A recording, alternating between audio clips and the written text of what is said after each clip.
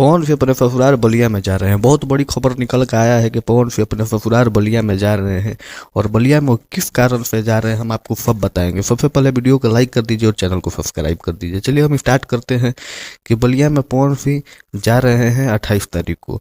वहाँ पर बहुत ही बड़ा शो है जिसमें वो अपने ससुराल में जा रहे हैं और ससुराल में अपने ससुराल के घर नहीं, वहाँ पर जाकर इतना बड़ा काम करने वाले हैं, इतना बड़ा काम करने वाले हैं कि हमको लगता है कि बलिया के जितना भी दर्शक, जितना भी जनता ज्योति सिंह को लेकर, उनके वाइफ को लेकर पवन सिंह को गलत नज़र से देखता है, गलत ठहराता है, वो सभी लोग का दिल भावुक हो जाएगा।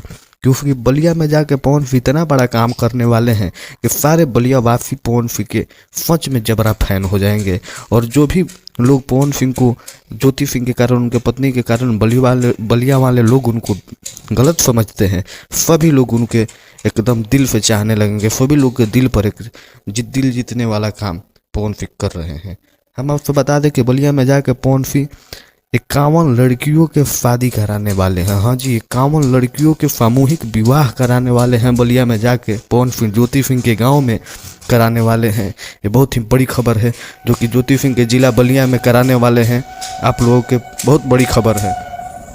तो बस आप लोग पवन सिंह के फैन है तो इसी तरह चैनल को सब्सक्राइब कर दीजिए, वीडियो को लाइक कर दीजिए, ढेर सारा प्यार दुलार दीजिए। और एक गढ़ा महोत्सव में मंच पर प्रोग्राम भी करेंगे जो कि बलिया में है और गोपाल राय जी के गांव है। भोजपुरी के बहुत ही बड़े गायक और अच्छे गायक हैं गोपाल राय जी, उनका गांव है। उनके गांव में मंच गढ़ा महोत्सव होता है जो हर साल होता है और हर साल वहाँ पर लड़कियों की शादी भी कराया जाता है। 3 साल पवन सिंह जी ने वहाँ का कारोबार संभाला है और पवन सिंह जी वहाँ पर जाएंगे 28 तारीख को और शादी कराएंगे। और बहुत ही भव्य तरीका से आयोजन होने वाला है जिसका कार्यभार एकदम लग गया है। हम आपको बता दें कि काम एकदम लग गया है, काम चालू है। तो बस आप लोग इसी तरह अपना प्यार दुलार बनाए रहिए और ढेर सारा प्यार देते रहिए। और 28 तारीख का आप पवन सिंह से मिलना चाहते हैं तो बलिया में ज़रूर पहुंचिए और बलिया को वहाँ का नज़ारा देखकर आपका दिल ज़रूर खुश हो जाएगा। जय भोजपुरी, जय भोजपुरी समाज।